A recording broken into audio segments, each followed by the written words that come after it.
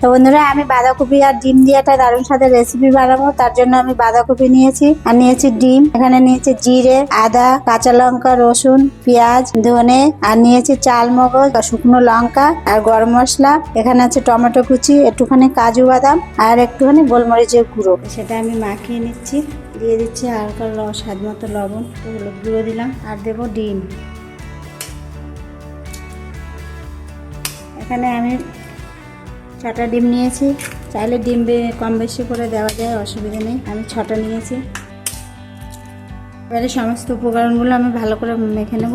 আর দিয়ে দিচ্ছি একটু গোলমরিচ গুঁড়ো, অল্প করে দিলাম। ব্যাস এই উপকরণগুলো আমি মেখে নেব ভালো করে, যতক্ষণ মাখা যায় ততক্ষণ মেখে নেব। এখন কপিটা আমার মাখানো হয়ে গেছে, কত সুন্দর হচ্ছে। এই যে একটা বাটিতে সেট করে নেব। এই যে বাটিটাকে আমি তেল ব্রাশ করে নিয়েছি। এই বাটির মাপ মতো একটা কাগজ কেটে নিয়েছি, এটাকে দিয়ে আমি আর একটু তেল ব্রাশ করে দেবো এর উপরে। বাটি আমার রেডি হয়ে গেছে। এবারে আমি মাখাটা এর মধ্যে দিয়ে দেবো। বাটির সঙ্গে আমি সেট করে নিলাম। এবারে আমি কড়াইয়ে বসিয়ে দিই। তো বন্ধুরা একটা কড়াইয়ে আমি জল গরম বসিয়েছিলাম, জলটা গরম হয়ে গেছে। এর ভেতরে একটা স্ট্যান্ড দিয়ে দিলাম। স্ট্যান্ডের পরে আমি বাটিটা বসিয়ে দিচ্ছি। এবারে আমি ঢাকা দিয়ে দেবো। 30 মিনিট আমি ঢাকা দিয়ে জাল করে নেব। তার মধ্যে আমি মশলাটা করে নেব। আমি এটাকে 30 মিনিটের জন্য বয়েল করতে দিয়েছিলাম। এটা কাঠের চামচ দিয়ে আমি দেখছি এটা কেমন হয়েছে। দেখুন একটু কোথাও লেগে নেই, তার মানে এটা আমার হয়ে গেছে বয়েল। বন্ধুরা এটা আমার ঠান্ডা হয়ে গেছে। এবারে আমি 4-5 থেকে একটা খুন্তির সাহায্যে এবারে একটা থালা দিয়ে উল্টে দেবো। দিলাম একটা কাগজ দিয়েছিলাম। দেখুন এতটা পুরো হয়েছে, কম দিয়ে হয়েছে বেশ।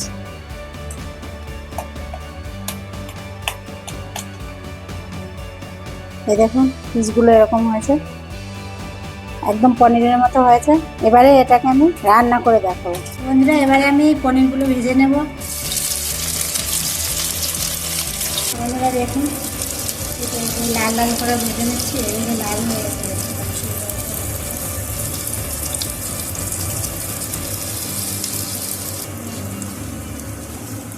এখন বন্ধুরা আমার বাঁধাকপির পনির সম্পূর্ণটা ভাজা হয়ে গেছে। এবারে কীভাবে রান্না করি সেটা দেখতে থাকবো।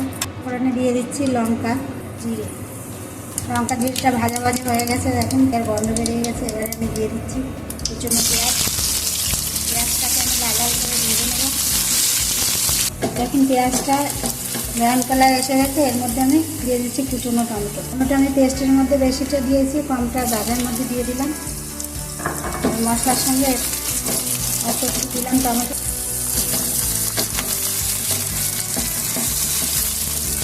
আমি মশলাটা দিয়ে দিচ্ছি।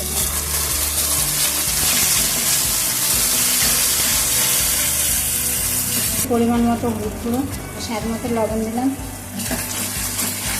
এবারে অনেকক্ষণ ধরে এটা কষাতে হবে। এখন বন্ধুরা মশলাটা আমার কষানো হয়ে গেছে। এই যে মশলার গায়ে দিয়ে তেল ছেড়ে দিয়েছে, সুন্দর একটা গন্ধও বেরিয়েছে। মানে মশলাটা আমার কষানো হয়ে গেছে। পর্যায়ে আমি জল দিয়ে দেবো। এবারে জালটা একটু বাড়িয়ে দিয়ে আমার ফোটা অবধি অপেক্ষা করতে হবে। এখন বন্ধুরা দেখুন জলটা আমার ফুটে গেছে, একদম গাঢ় গাঢ় হয়ে আসছে। এবারে আমি অনেকগুলো দিয়ে দিচ্ছি। দিয়ে বেশিক্ষণ জাল করবো না, গলে যাবে। অল্প জাল দিয়ে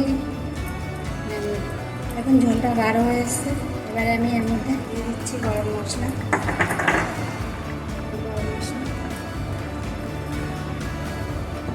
এবারে কুচনো ধনেপাতা দিয়ে নামিয়ে দেবো। এই যে রান্নাটা আমার হয়ে গেছে। এভাবে আপনারাও বাড়িতে ট্রাই করবেন, খেয়ে দেখবেন। এভাবে রান্না করলে অন্যভাবে বাঁধাকপি আপনারা করে খাবেন না, এটাই সব থেকে ভালো লাগবে। তো দেখা হচ্ছে পরের ভিডিওতে। লাইক শেয়ার করে পাশে থাকবেন, চ্যানেলটিকে সাবস্ক্রাইব করে রাখবেন। নতুন নতুন রান্নার ভিডিও আপনার কাছে আগে পৌঁছে যাবে। দেখা হচ্ছে পরের ভিডিওতে।